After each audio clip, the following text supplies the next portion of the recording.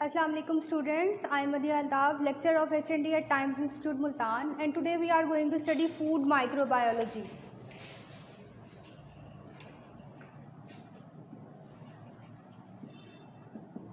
Food microbiology में हम जो टॉपिक स्टडी कर रहे थे वो हम फूड स्पॉइलेज पढ़ रहे थे। डिफरेंट किस्म की फूड कमोडिटीज़ की सेपरेट। लास्ट टाइम जो हमने फूड स्पॉइलेज स्टडी की वो हमने मीट एंड मीट प्रोडक्ट की। आज जो है वो हम प्लांट प्रोडक्ट्स को देख लेते हैं। प्लांट प्रोडक्ट्स में सीरियल्स, फ्रूट्स, वेजिटेबल सब पार्ट आ जाते हैं स्पॉइलेज में। प्लांट जो है वो बहुत सारी किस्म के होते हैं। हमारे अगर हम कम्युनिटी में देखें तो बहुत सारी टाइप के जो है वो प्लांट अवेलेबल होते हैं, जिसमें से कुछ जो है वो हमें प्रोटेक्शन प्रोवाइड करते हैं और कुछ जो है वो हमारी फूड के लिए यूज़ हो जाते हैं। प्लांट स्पीशीज़ को अगर हम देखें तो प्लांट में जो है वो मैनी उसके जो पार्ट्स होते हैं, roots, tubers,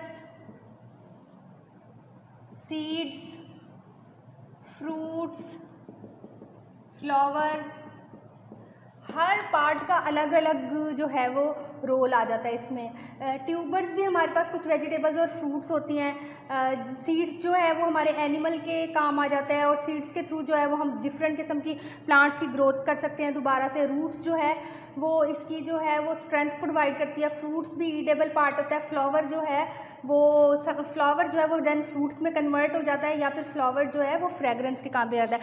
her part of plant जो है वो हमें एक डिफरेंट किस्म का जो है वो बेनिफिट प्रोवाइड करता है।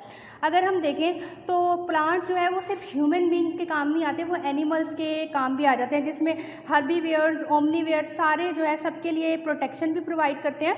और इसके अलावा जो है प्लांट्स जो है वो इनका इटसेल्फ जो है एक प्रोटेक्टिव मैकेनिज़्म होता है, ठीक है। उसके बाहर जो है एक स्ट्रेंथन, जो उसकी रूट है बड़ी, जो उसके लीव्स हैं बड़े, जो उसके फ्लावर हैं वो उसको स्ट्रेंथ प्रोवाइड करते हैं माइक्रोबियल कॉन्टामिनेशन से प्रिवेंट करने के लिए। तो जैसे जैसे मतलब सम टाइम ऐसा होता है कि प्लांट जो है वो उसको जो है वो डिफरेंट किस्म की, आमतौर पे जो प्लांट्स को डिस्ट्रॉय करती हैं उसमें मोल्ड्स और फंजाई आ जाते हैं। मोल्ड्स और फंजाई जो है वो दो कम्युनिटीज़ हैं जो कि हमारी प्लांट्स को जो है वो डिस्ट्रॉय करते हैं और इसमें जो है हमारी कॉन्टामिनेशन कॉज करते हैं। अब डेवलपमेंट अगर हम देखें तो human race settle down from the nomadic hunters. जैसे कि हमने पास्ट स्टडी के बारे में स्टडी की कि ह्यूमन बीइंग जो है वो सबसे पहले उनका ओरिजिन जो है वो हंटिंग पे हुआ था। वो शिकार करते थे जानवरों का, देन उसके बाद उसको जो है वो अपनी कंजप्शन, उसको अपनी डाइट के तौर पे कंज्यूम करते थे। उसके बाद क्या हुआ कि उन्होंने डिफरेंट किस्म के प्लांट्स पे अपना इन्हासार स्टार्ट कर दिया, क्योंकि वो ज़्यादातर जो है वो जंगल में रहा करते थे और उनकी केव लाइफ होती थी, तो उसमें बहुत सारे प्लांट्स होते थे। फिर उन्होंने फील किया कि प्लांट्स को भी जो है वो एज अ वेजिटेबल और फ्रूट्स की कंजप्शन, उसको भी जो है वो एज अ फूड हम यूज़ किया जा सकता है। तो then plants have evolve many mechanism to prevent microbial invasion. अब जैसे मैंने बात की कि प्लांट्स जो है वो उसमें क्या होता है, ज़्यादातर जो है इसका टेम्परेचर ऑफ ग्रो होगा। दो फैक्टर्स जो हैं वो हमारे करते हैं इफेक्ट, एक टेम्परेचर आ जाएगा, दूसरा हमारा मॉइस्चर कंटेंट आ जाएगा जो हमारी प्लांट की हमारी प्लांट फूड को जो है वो कॉन्टामिनेटेड करते हैं। एक हमारा टेम्परेचर है, एक हमारा मॉइस्चर है, और मॉइस्चर लेवल की वजह से और टेम्परेचर जिस पे ये ग्रो करते हैं उसकी वजह से ये इसमें जो दो हमारी कमोडिटी रिएक्ट करती है उसमें मोल्ड और फंजाई आ जाते हैं। तो कुछ ऐसा मैकेनिज्म भी होता है, ज़रूरी नहीं कि प्लांट जो है वो फ़ौरन कॉन्टामिनेटेड हो जाए, इसके पास जो है वो कुछ इन्वेजन मैकेनिज्म भी होता है जिससे वो माइक्रोबियल ग्रोथ को प्रिवेंट करता है, जिसमें ज़्यादातर इसका जो मैंने आपको बताया कि आउटर सरफेस होती है, उसकी स्किन होती है, उसकी लीव्स होते हैं, फ्लावर है, और उसकी जो है वो रूट्स हैं वो उसको बचाती हैं उससे। और इसके अलावा जो है वो कुछ प्लांट्स ऐसे होते हैं जिनकी पीएच जो है वो बहुत ज़्यादा लो होती है। पीएच लो होने की वजह से जो है उसमें माइक्रोबियल ग्रोथ पैदा नहीं होती। And other physical factor influence the pattern of spoilage is to availability of water, cereal, pulses, nuts and old seeds are usually dried post harvest. अच्छा, अब जैसे हमारे कुछ कमोडिटीज़ हैं, हमारे प्लांट्स से जो हम कंज्यूम करते हैं उसमें हमारे प्लांट सोर्सेज से हमारी कुछ फूड कमोडिटीज़ फ्रूट्स और वेजिटेबल तो ऐसे हो गए ना जिसमें हमारे माइक्रोबियल ग्रोथ ऐसी होती है। कुछ फूड कमोडिटीज़ ऐसी होती है जैसे cereals, pulses, grains, dried fruit, इसके अलावा ऑयल्स, सीड ऑयल जो होते हैं हमारे,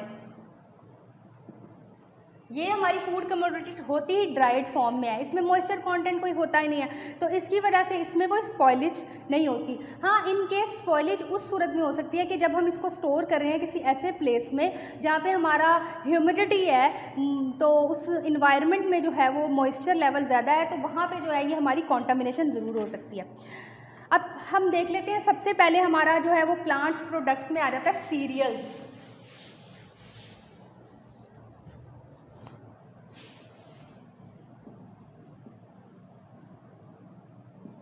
स्पॉइलेज या स्पॉइलेज ऑफ सीरियल, ठीक है। स्पॉइलेज ऑफ सीरियल में क्या है, cereal which are belong to the Gramineae and grass family. हमारी ज़्यादातर जो सीरियल होती है वो ग्रास फैमिली से बिलोंग करती है, ग्रास की तरह जो है, जैसे गंदम है, गंदम हमारी जो है उसको वीट क्रॉप हमारी, उसको जो है वो हम वीट जो है वो एज अ ह्यूमन कंजप्शन के लिए ले लेते हैं और बाद में नीचे जो है वो एक ग्रास सा उसका बच जाता है जो कि फर्दर जो है वो हम एनिमल फीड में यूज़ कर लेते हैं। ये जो हमारी सीरियल्स है इसको हम दोनों पर्पज़ के लिए यूज़ कर सकते हैं, तो ह्यूमन बीइंग के लिए यूज़ कर लेते हैं। देन उसके बाद जो इसकी ग्रास फैमिली से बिलोंग करती है, जो इसका ग्रास होता है या आउटर उसका हस्क होता है, उसको जो है वो हम एनिमल की फीड में शामिल करके एनिमल की कंजप्शन के लिए यूज़ कर लेते हैं। आमतौर पे हमारी जो सीरियल्स पाई जाती हैं उसमें क्या है, वीट है, बार्ले, राइस, मेज, इसके अलावा जो हमारी अदर आ जाती हैं उसमें, और सरगम भी आ जाता है इसमें। ये हमारी कुछ सीरियल्स हैं जो आमतौर पे हम अपनी आमतौर पे हमारा जो है ना वो सीरियल की जो हमारी प्रोडक्शन होती है वो अप्रॉक्सीमेटली जो है वो दुनिया की सबसे ज़्यादा प्रोडक्शन जो है वो सीरियल्स की प्रोडक्शन होती है, और पाकिस्तान में अप्रॉक्सीमेटली हर सीरियल की जो है वो 100 मिलियन टन में ही एनुअली प्रोडक्शन होती है, 100 मिलियन टन में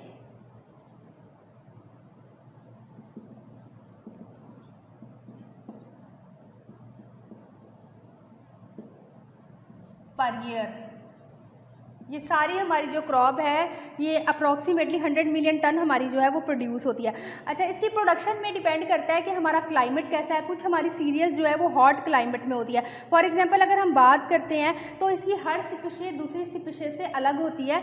हर कैटेगरी जो भी हमारी सीरियल्स की है वो डिफरेंट किस्म के टेम्परेचर, डिफरेंट किस्म की पीएच, डिफरेंट किस्म की जो है वो इन्वायरमेंट में ग्रो करती है। ज़्यादातर अगर हम गंदम की बात करें, वीट जो हमारी है वो हमारी कोल्ड और वीट मतलब हॉट दोनों टेम्परेचर्स में जो है वो इजीली जो है वो ग्रो कर जाती है। तो अगर हम टेम्परेचर की बात करें तो major cereal of temperate temperature of the world and is grown extensively in both northern and south. North और साउथ दोनों में हमारी जो वीट जो है वो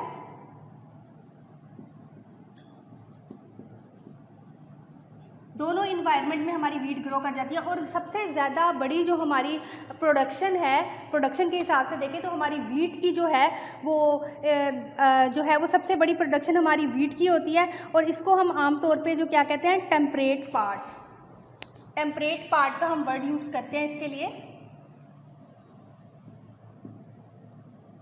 टेम्परेट पार्ट का मतलब होता है कि ये किसी भी टेम्परेचर में ग्रो कर जाती है इजीली।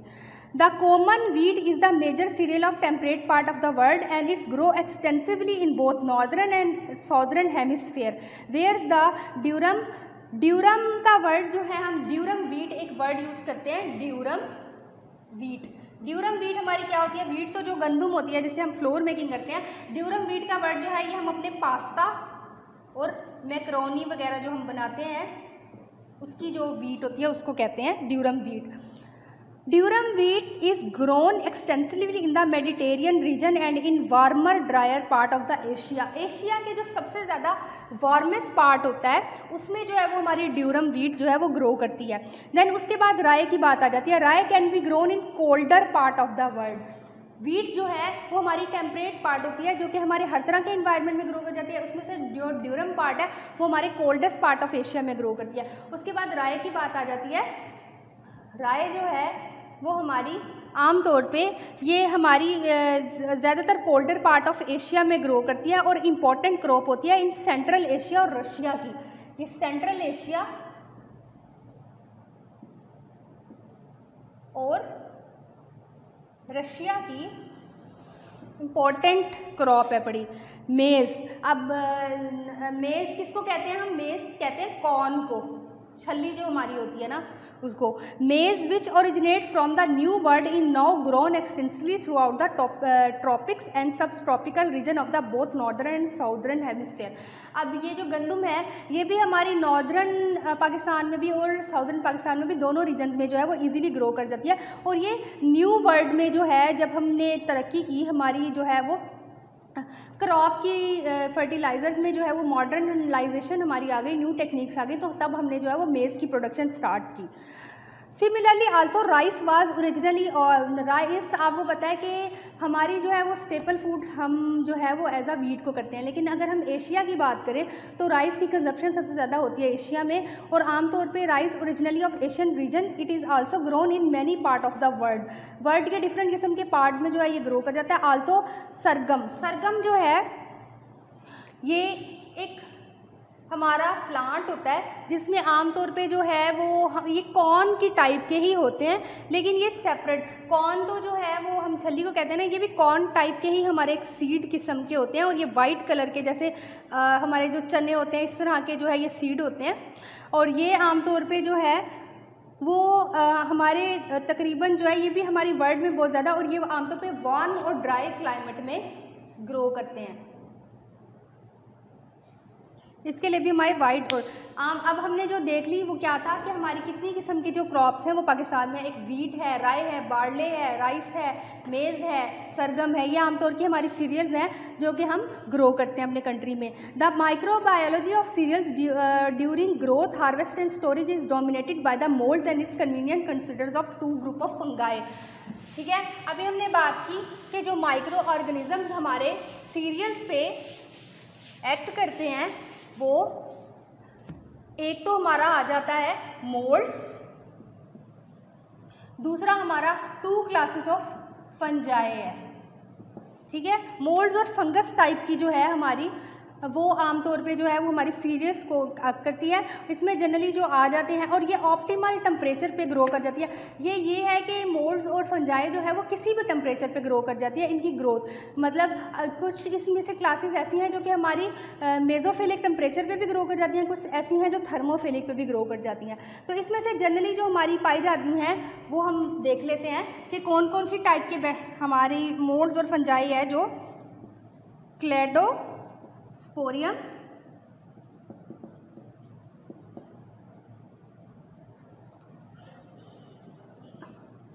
अल्टी, अल्टरनेरिया, एपिको कोकम. ये आमतौर और इसके अलावा कुछ पेंसिलियम और एस्परजिलस.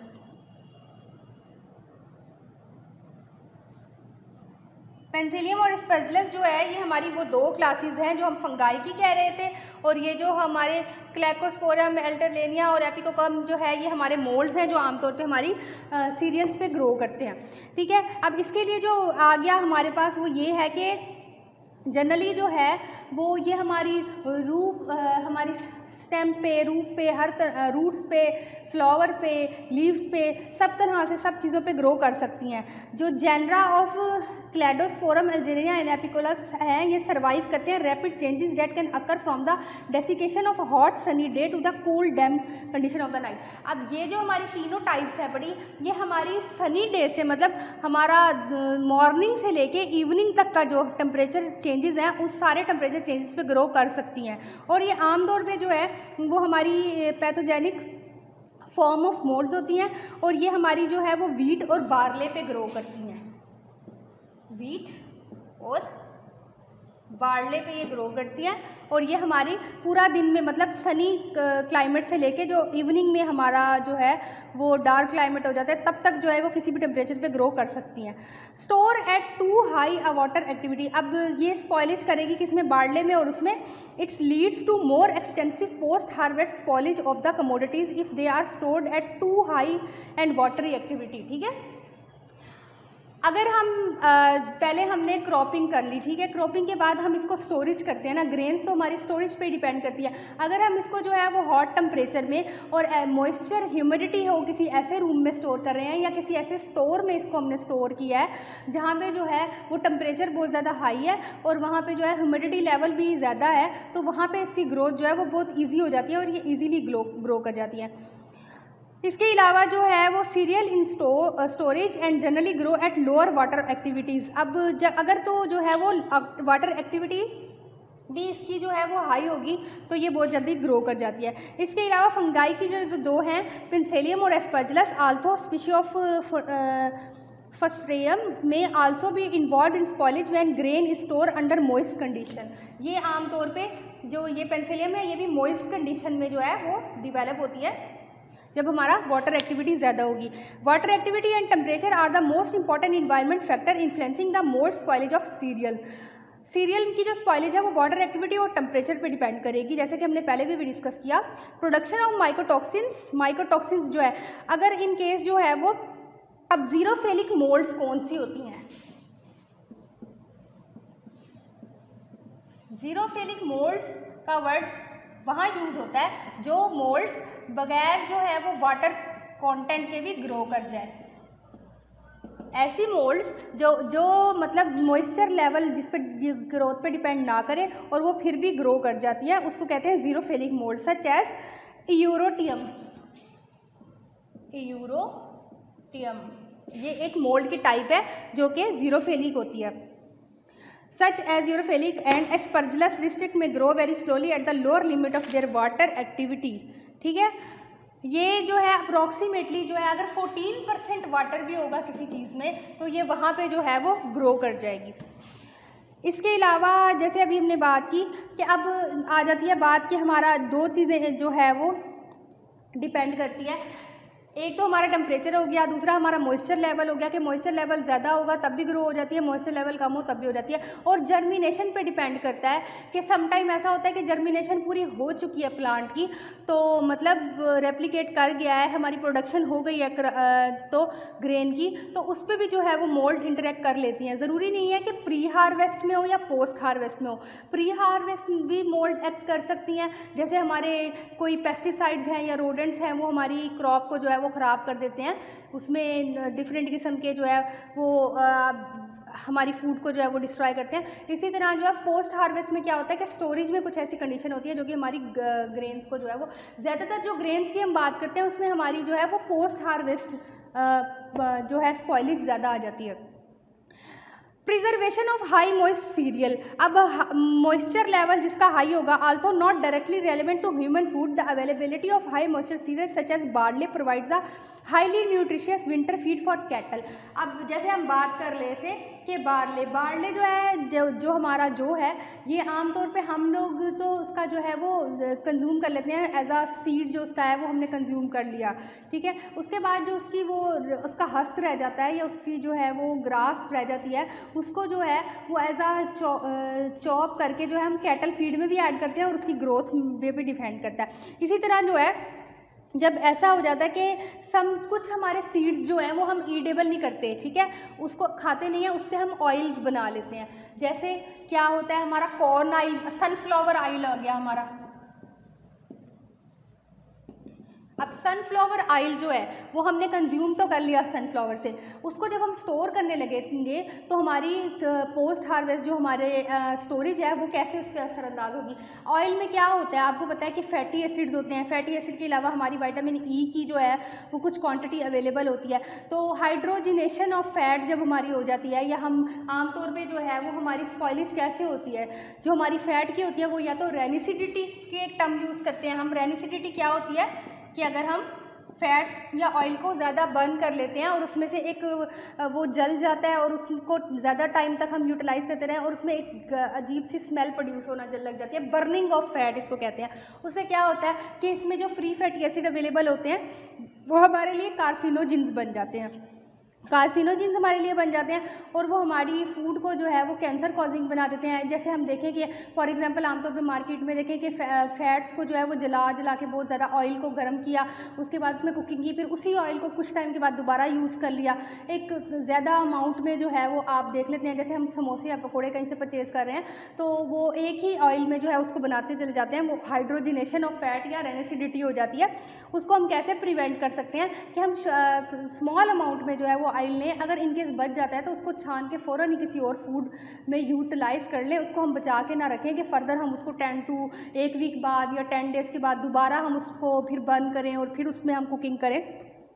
इसके अलावा जो है वो हम टेम्परेचर को कंट्रोल करके उसको प्रिजर्वेशन को बचा सकते हैं और मॉइस्चर लेवल से मतलब डिफरेंट, जैसे हमने टेक्निक्स पढ़ी थी कि हम मतलब जिस जगह ड्राई और कूल प्लेस पे उसको स्टोर करें, उसमें ह्यूमिडिटी ना हो।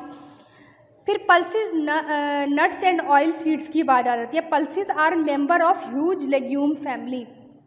पल्सेस हमारी क्या होती है, ये जो हमारी दालें वगैरह आ जाती हैं ना, लेंटिल्स आ जाती हैं, इसके अलावा हमारे चने आ जाते हैं जो कि हमारे प्रोटीन का बहुत अहम ज़रिया होती हैं। जैसे एक तो मीट आ जाता है ना, मीट हमारा रेड मीट जो है वो प्रोटीन का ज़रिया है। अगर कोई रेड मीट कंज्यूम नहीं करता तो हम उसको कहते हैं कि आपने लेग्यूम्स लेने हैं, जो कि आपको हाई पार्ट ऑफ जो है वो प्रोवाइड करता है।